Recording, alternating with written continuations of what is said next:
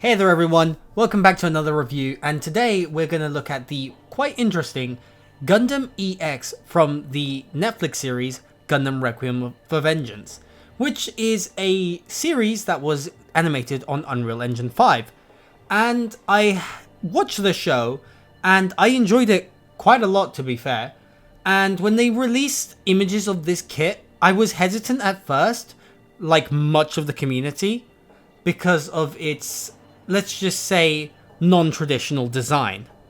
Now, looking at this kit, it's really nice looking when you think about it, because it's brought this Gundam design into a world where it's really mechanically sound in a way, where everything feels like it has a purpose.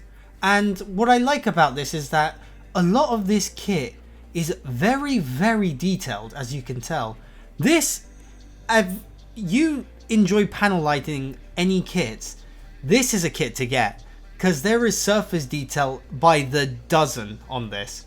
And what I find really, really, really interesting is that this is kind of bordering on real grades kind of design philosophy in a way. And I just want more of this from high grades.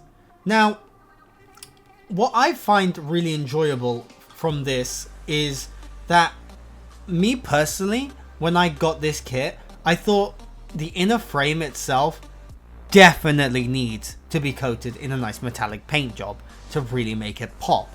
Now, that's something you don't have to do, but it's something I did personally for my own enjoyment. Now, this kit itself, it's really interestingly designed in a way where the proportions are a bit, let's just say, different to what I'm used to when it comes to Gundams in their designs. And to be honest, I'm still a bit hit or miss on it. But moving on to the accessories now, this kit doesn't really have that much, but it has a beam shield. It has the beam rifle with the hand I have always attached to it, because it just makes it a lot easier for posing and accessorizing. Now, I've got two beam sabers and they come as the traditional beam sabers, but as you can see, I painted the ends of them to resemble that as we see in the actual Netflix show, where it has a blue hue to the actual emitter, which is something you don't have to do again, but like I said, I wanted to test something new and try something new, and it looked great. Moving on to the articulation, and, well, it's interesting to say the least. It's a lot of traditional stuff that you see out of high grades, but also some stuff that you're not really used to seeing from high grades. Now, taking this kit, having a look at it, moving the kit around is pretty substandard with high grade. Now, moving with the arm, you're going to get a nice 360 out of the ball and socket joint. And interestingly enough, you're going to get this nice butterfly joint in the arm, and the details in it look so cool. And the top little armor part does also move, but that's about how far you're going to get with the arm without using the internal pivot. So removing the arm here, I'm going to show you how this pivots itself. So as you can see, it pivots up quite a bit further, allowing you to get a little bit more off the ground and making it look a little bit nicer. Now we've got a swivel at this joint here, which allows you to bring it in, and now we've got a single jointed elbow, but it does give you a very, very decent internal crunch with it. Removing the arm, I wanted to show off this really interesting aspect, is that the wrists aren't ball joints, they're pegs, and it pegs into this joint, which allows a little bit of movement to the back and quite a bit to the front, giving you this weird sort of arc motion with the entire arm. I don't mind it, it's an interesting design, but I do miss my old ball joint systems. Now, when it comes to the head, due to its odd design, it will spin, but it will get blocked off at the back, so you can't get a full 360 degree spin due to the backpack canister. Now, it looks up about this far, which is decent, and it doesn't really look down that much, which is a little bit disappointing. Now, moving on from that point, I wanted to talk about the actual backpack itself.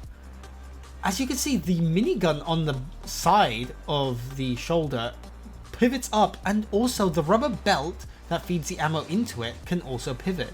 Now, the way that that was done was ingenious. Same thing with the beams, but careful not to push them too far, otherwise, like you just saw, you're gonna pop them out. Even though it is a simple fix, you just pop them back in and there you go. And me personally, I find it so interesting that this has 3 beam sabers on the back, and it's kind of like a magazine. Now, moving back, the butt skirts can move out completely out the way.